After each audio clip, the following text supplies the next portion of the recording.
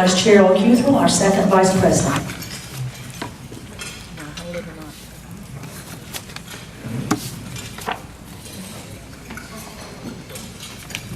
Excuse me while I take a deep breath.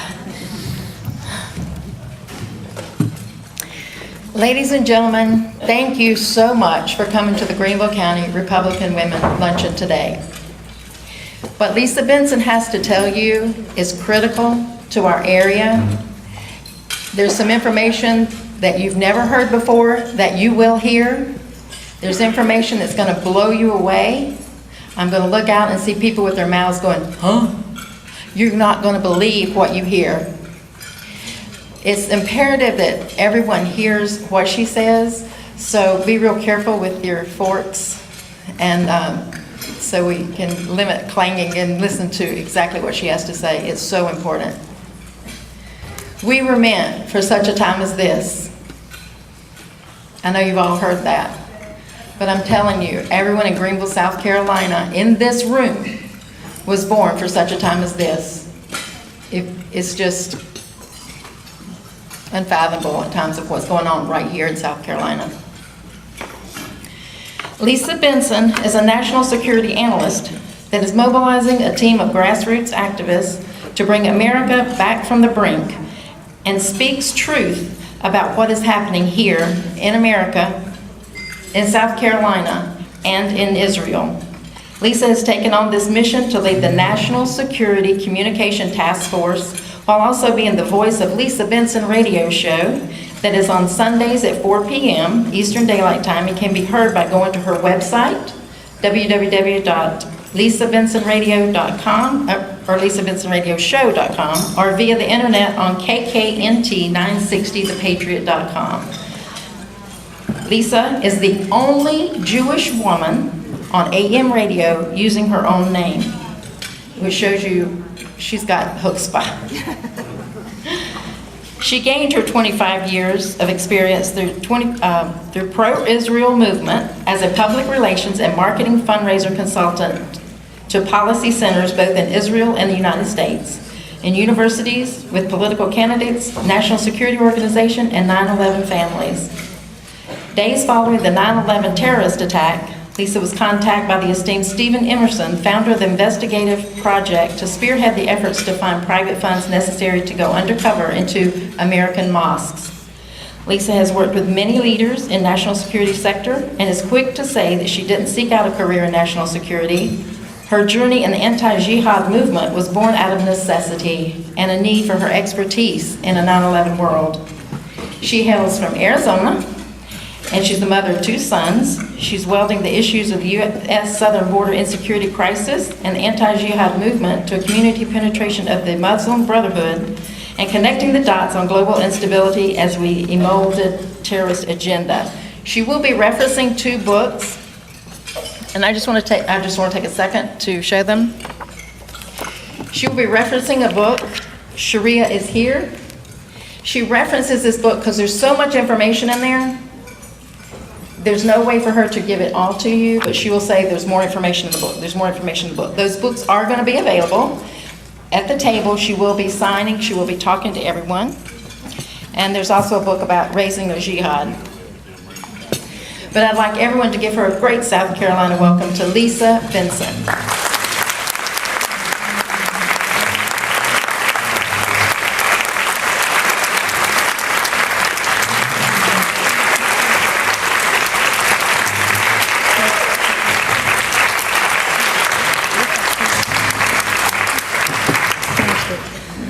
Wow, those are big shoes to fill. I just want you to know that I'm just a mom. I'm a Jewish mom. And if you've ever met a Jewish mom, we'll do anything. We'll do anything. And right now there are about 4,000 Jewish moms in bomb shelters in Israel, worried about their sons in the Israel Defense Forces, fighting savages that are putting children in front of missile batteries. Let me just get my notes. And as you can imagine, I have been doing this for 13 years. And I was called upon 13 years ago, 6 weeks after the 9/11 attack, because I had been working in the pro-Israel movement for many, many years, for 25 years. And those people who were working in the Beltway, stupidly, naively, thought that Jews across America would rally and understand what it meant to be attacked, how to go undercover in mosques, and to find out exactly what was happening to our country. That's not exactly what happened, is it? So I'm going to present to you a set of facts today. I'm going to ask you to please pay attention to me. My voice doesn't always carry, and today it is very shook up, and I'll explain why. A very dear friend of mine has marched into Gaza. He's 21 years old. His name is Zachary. He is from Idaho. He's an American volunteering his life for the Israel Defense Forces. I am his adopted mother, and I am very worried. And at any moment, I could break out in tears, worried about what he is facing. He is not Jewish, but he is fighting and giving his life, if he needs to, for the only democracy in the Middle East, the State of Israel. First and foremost, I want to thank this group and thank Linda. And many of you have heard me speak, and Cheryl, I've got you all on my list. Let me get my list. Many of you have heard me speak before and have heard me speak in South Carolina in the past. I was here in October at Foley Beach, and I want to thank Miss Betty Poe, actually, for sponsoring this tour around South Carolina. And so my humblest gratitude to Miss Betty Poe, and I know you all expressed that to her. To Cheryl, who has been at my side through instant messaging and through through all these months, and my deepest gratitude, my dear friend, for all you have done. To Linda, who has been on the phone with me, to Kathy, who has helped me with my hair. Where's Marlene? Marlene Dowd and I went to the same college and have many of the same friends, although we didn't know each other. My sister warrior, Jewish mother, I thank you so very, very much. Without Marlene, I would have not been here at all. She's the one who brought me to Foley Beach. Is it Foley or Foley? I won't remember that 5 minutes from now. I'm so happy to be here, and I have something to tell you. I don't know how many of you know this little fact, but your Greenville group. It has long been thought that the last hostile encounter between Confederates and Federals in South Carolina occurred on May 1st, 1865, outside of Williamston, in which a group of Arsenal cadets exchanged fire with some Federal cavalrymen in pursuit of President Jefferson Davis of the Confederacy.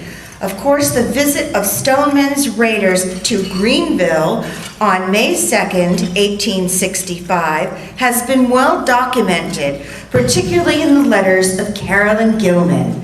It now appears that a brief but violent skirmish between a group of Greenville Home Guards and a regiment of Tennessee Unionist cavalrymen took place on present-day Crescent Avenue on May 23rd, 1865.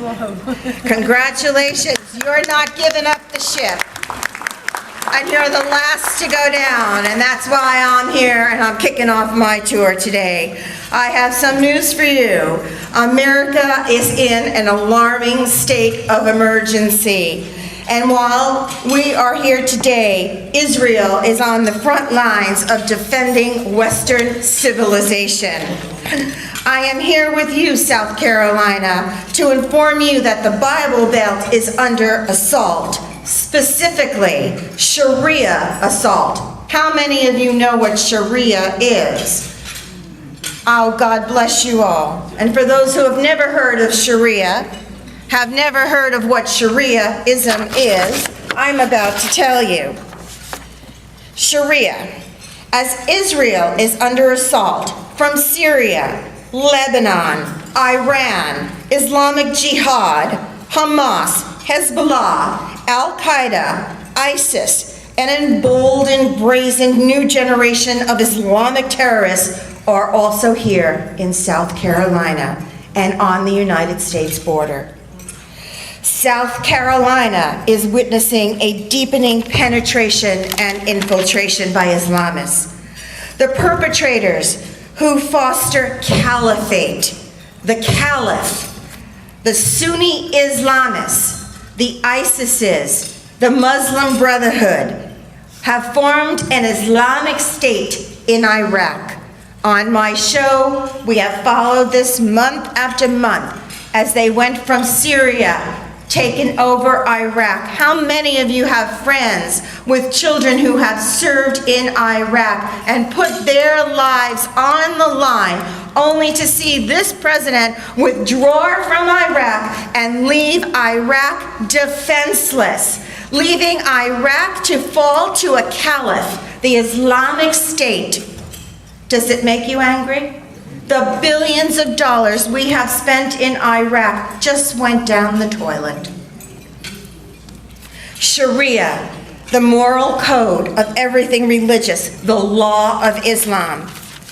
I don't have enough time today to talk to you about everything we know about Islam.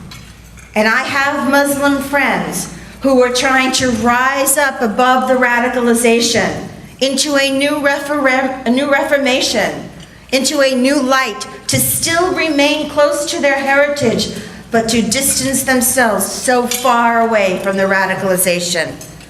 Here are a few points.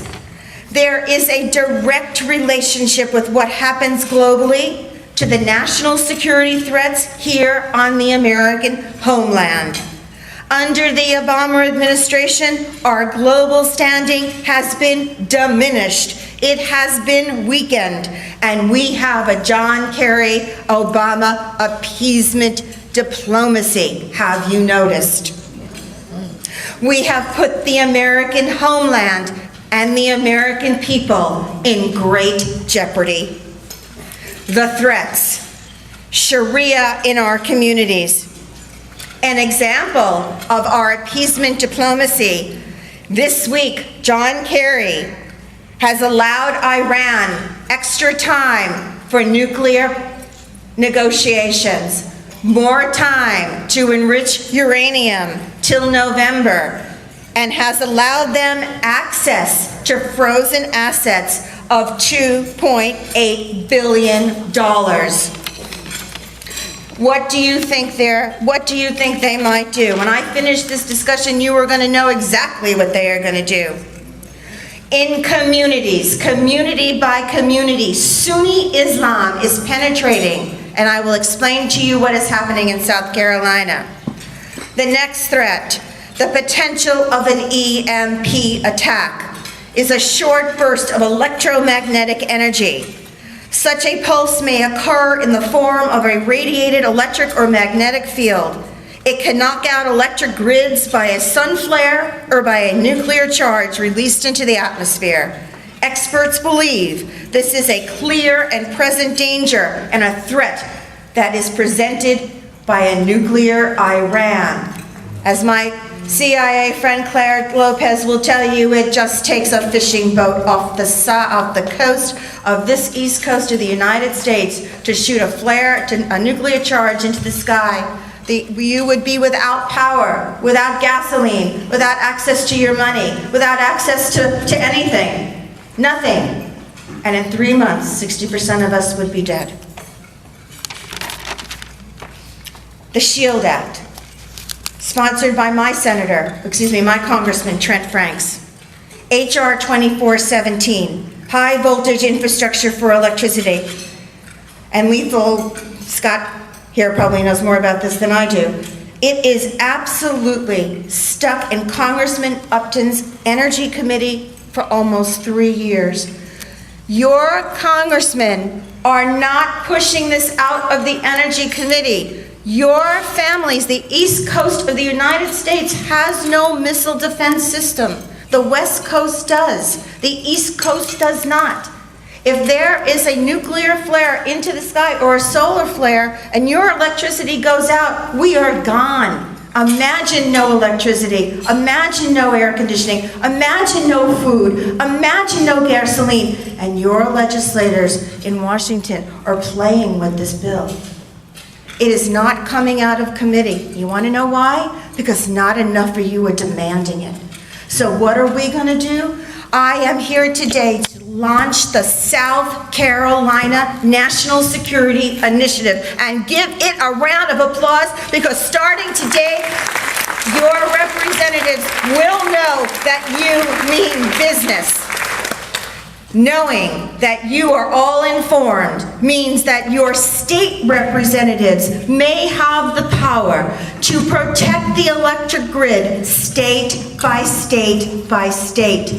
We don't have to wait for it to come out of Upton's Energy Committee. We can protect you, South Carolina, and we will. And it is part of what the National Security Communication Task Force wants to do with the South Carolina National Security Initiative. Here's the good news. It is 4 months until Election Day 2014. You're going to be busy. It is 836 days or so till Election Day 2016. But I want to take you back. Remember when candidate Barack Obama promised that he would fundamentally change America? Well, he did, didn't he? He kept his promise. Here we are, 5 years into his presidency, and he has transformed America, all right. In fact, he has transformed the world. Barack Obama does not stand alone. He is part of a machine of socialists, communists, Maoists, atheists, who have dismantled this country piece by piece by piece. The hurdles that we have as a nation and as freedom-loving people worldwide are at our feet. And today, the battle is being fought in Gaza. And it is being fought on our southern border. And it is coming and is here in the Bible Belt. Penetration by Sunni Islam is in your state house, in our Congress, and in our White House. Do you know the difference between Sunni Islam and Shiite Islam? And it is okay if you do not, because you can read it all in the book. This is a picture book for first-time newbies to understand what has happened to us since 9/11.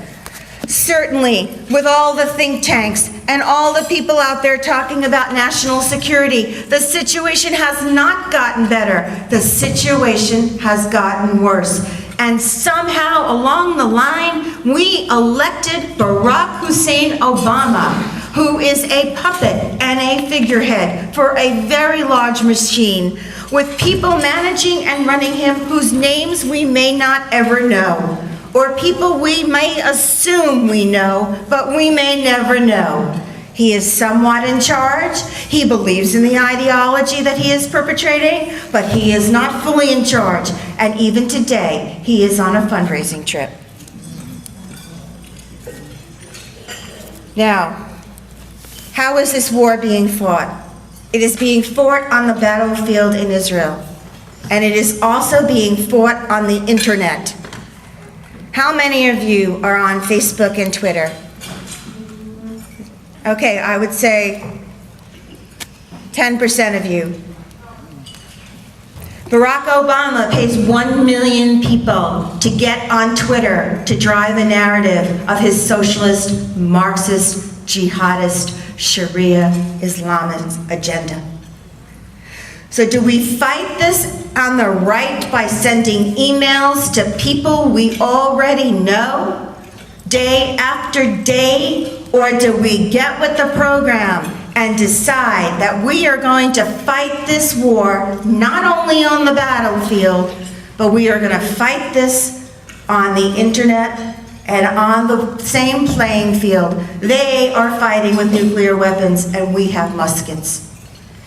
And the reason this is happening is because many of you are afraid to get on the internet. Don't use your own name, and I will talk about that later. The young libertarian conservatives are very, very good at this.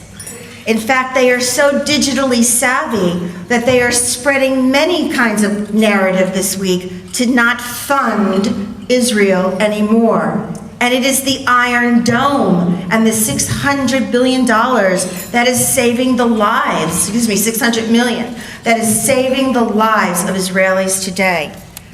But those very conservative libertarians see us as an island, not associated with what is going on in the Middle East, and anything but that is true.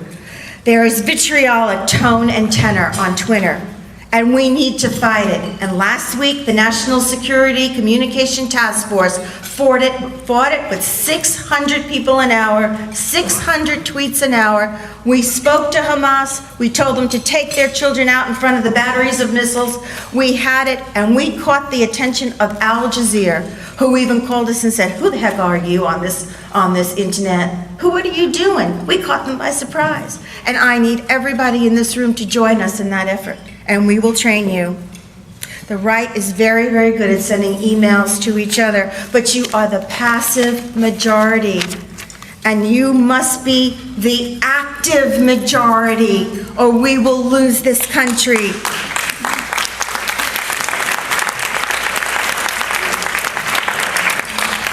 Let me take you back to 2012. 300 million people in America. 62,610,000 or so voted for Barack Obama, 50.6%. 59,133,000 voted for Mitt Romney, 47.9%. That's a total of 121 million. 51 million are eligible and not registered. 46 million are between the ages of 18 and 26. It is estimated that anywhere from 80 to 90 million Americans were uninspired, uninformed, uninvolved, and did not vote. Is that acceptable? No. Why was that? Why were they not inspired? It was 6 weeks after Benghazi. Reverend Franklin Graham said it best. The majority of Christians did not vote. These are quotes from Franklin Graham. We know from statistics that the majority of Christians, evangelicals, did not vote. Some Christians, according to Reverend Graham, said God is in control, and if Christians are upset with this new outcome, they need to be upset with themselves. God is sending you the lifeboat, and by George, you better jump in it real quick or we are gone. This is our last hurrah. Don't even talk to me about the Jewish vote. I can do a lecture on that. They are social democrats, but I am not. I am a conservative Jewish woman, and I represent Israel. I am here today, and my colleagues in Israel and a member of the Knesset who was just on my show wants you to know how grateful they are for the Christians who support them, who fund them, who come to visit them, who stay there even when rockets fall. Give yourself a round of applause because I am taking a group in. You can come with me. I promise you we will not go if it is dangerous, but we will go. We will go in solidarity, and we will show the rest of the American people what bravery is, what freedom is, and what democracy is. And the only democracy that sits in the Middle East today is Israel, surrounded by bad neighbors, being attacked. And yesterday the United Nations decided to start an inquiry into human rights violations by them, while they have rockets targeted at their civilian populations, while they sit in shelters, and why old ladies and children in Gaza are standing in front of missile batteries. And today, even as I was getting ready to speak, there was bombing coming out of Gaza from a hospital, from Shifa Hospital in Gaza. And yet, the United Nations is going to open an inquiry into what the human rights violations of Israel are. Are you going to tolerate that? Are you going to tolerate it for Israel? And will you tolerate it in Colombia? Will you tolerate it in your county where there is an Islamaville? And will you tolerate it where there is a Pakistani imam in Mount Pleasant, South Carolina? Will you? No. Louder. No. Okay. Christians are under assault, not just Jews. You have read it. You have seen it. Coptic Christians in Egypt, Christians in Syria, Christians in Iraq, Christians everywhere. Jews in Paris are taking cover. Jews everywhere. We go to church here. We think it's okay. We are not under assault. But Jews, I want you to know that even I have to convince Jews to watch their children going into their Torah classes and to make sure that their garbage cans are not near the schools in America, because we are the next people to be assaulted. What happens there is the precursor to what happens here. And we must stand with our freedom-loving friends in the Middle East and with our Christian friends and with our Jewish friends and tell them we are beside them. And I will go back and I will tell the Knesset members that you all are with them and you will never let them down.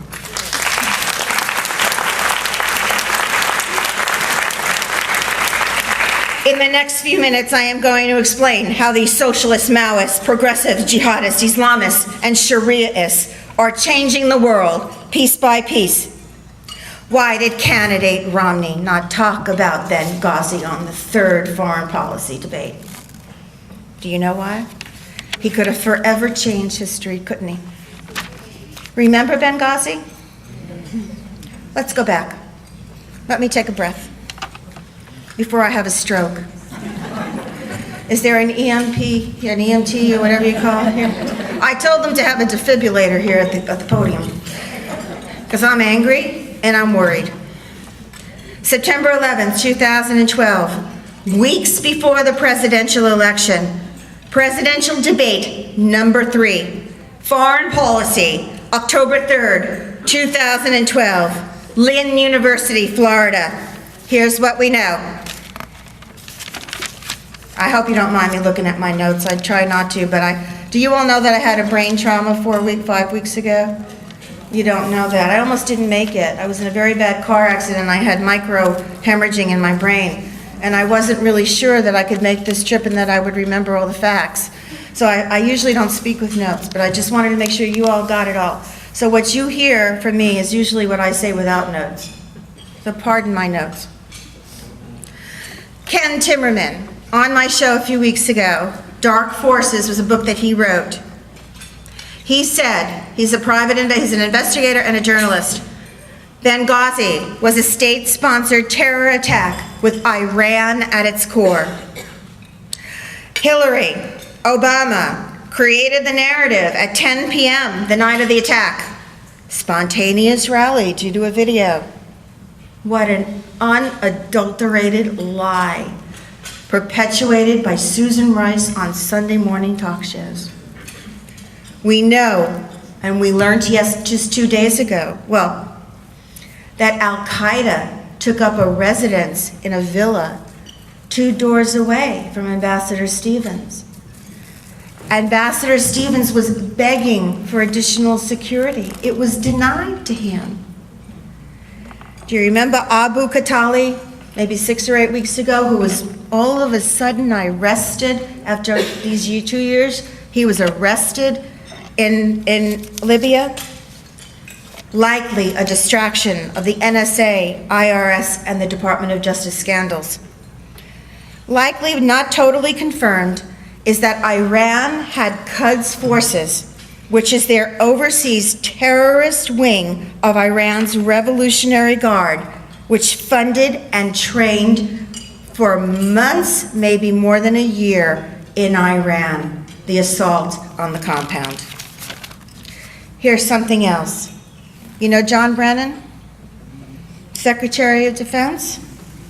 He was National Security Council, head of the National Security Council. He is the senior advisor to the president on national security. Y'all know that he's a Muslim? It's not a lie. He has an ideology, it's pro-Islam. We all know it now. Let me take you to 2011. You know the country Qatar?